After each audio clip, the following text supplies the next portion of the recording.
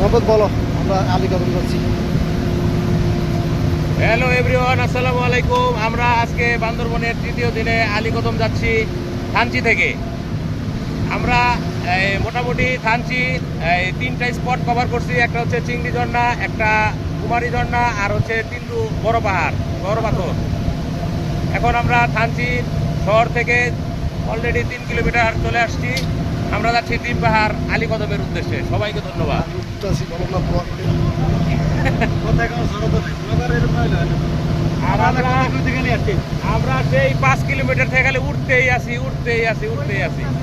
সবাইকে ধন্যবাদ। ভালো থাকবেন, প্রাণ খুলে আসুন, সুস্থ থাকুন, ভালো থাকুন। ওয়াও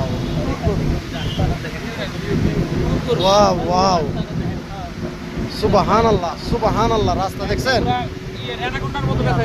হ্যাঁ, অ্যানাকোন্ডা না সাজে সাজে